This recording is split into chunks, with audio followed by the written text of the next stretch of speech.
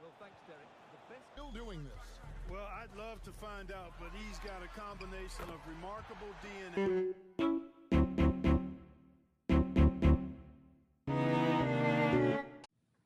If you have ever been in that moment and about to blame yourself for spending too much time gaming, trust me, you're not alone. It has happened to me many times and also many other Americans. Video games have become one of the main sources of entertainment in the United States.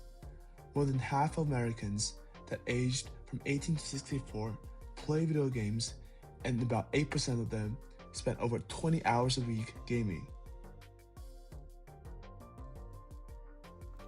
So you might now wonder, what's going on? Why can't we just control ourselves? Well, here's the truth. It's not your fault. Video game companies intentionally make their games addictive.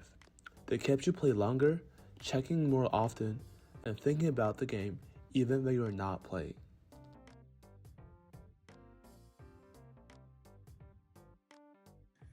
Gaming companies mainly use two strategies to make you spend more time on their product.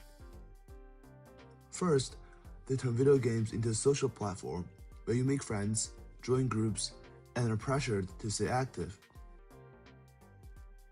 Their second strategy is to create a reward system and make in-game items valuable.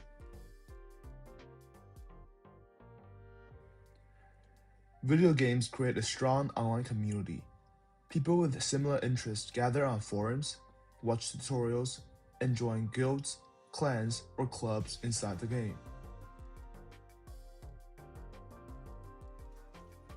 Through chatting, teaming up, and fighting together within these communities, people build friendships and can feel a sense of belonging to the group. For an introverted and shy person, these in-game communities can make them feel needed, valued, and surrounded by others who share their interest. Gaming companies also host esports events and tournaments to encourage players to meet in person. And many people play with their real-life friends and compete for positions on leaderboards.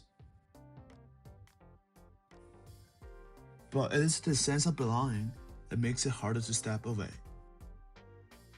Research shows that players will keep logging into video games so they'll disappoint other members in the club or miss group events. Or they will rely on video games to make friends, or getting peer pressured into not playing video games. By turning video games into social spaces, companies give players even more reasons to spend time on their games.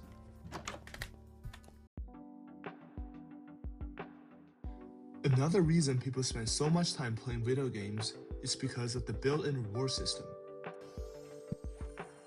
Many games have chance rewards, which you never know what award you're going to get. You can obtain these chance rewards through spending time to complete in-game challenges or purchasing them with money.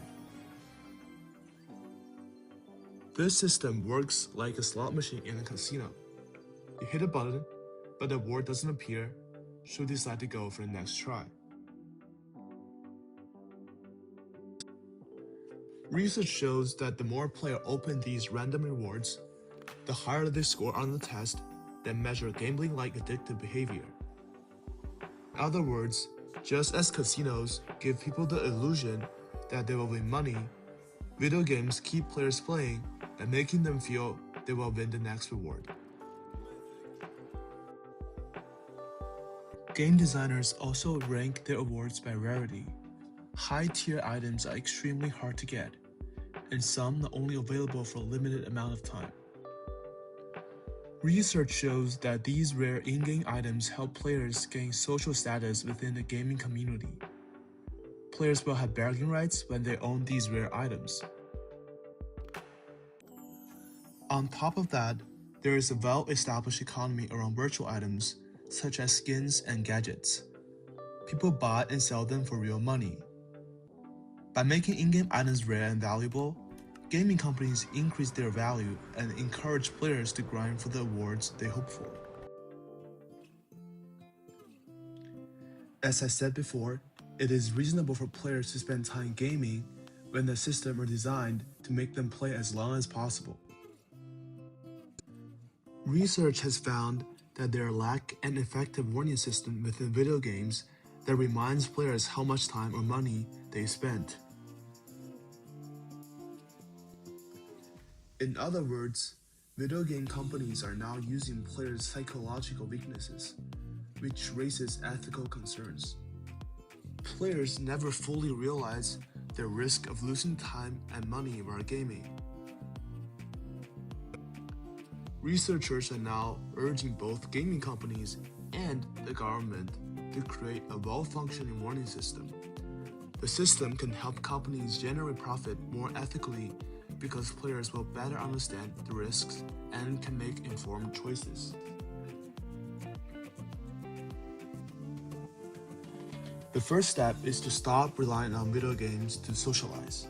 Studies show that depending on video games for social interaction only hurts your real-life social skills and increase loneliness. Try building friendships through other activities such as sports and art or anything that involves face-to-face interactions. Research shows that in-person interaction benefits mental health more than virtual communication. Another important step is understanding that in-game items are only digital. Their value can disappear anytime. For example, in October 2025, the developer of Counter-Strike 2 released an update that caused the value of rare skins to crash. The entire skin market dropped from $5.9 billion to $4.2 billion within one day. This shows that developers' policies can easily change the value of in-game items. To sum up, don't invest your time and money heavily in obtaining these virtual rewards.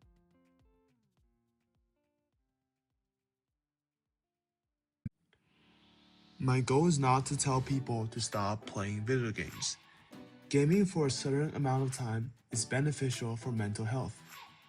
Instead, I try to help people understand how gaming companies are making people addicted to their products by turning games into social platforms and using unpredictable reward systems. Their strategies are unethical, and the companies should take responsibility for informing players and helping them make informed choices while gaming. Before gaming companies make any changes, we, the gamers, need to protect ourselves from addictive strategies. We need to get out of the virtual world and develop hobbies and friendships in the real world.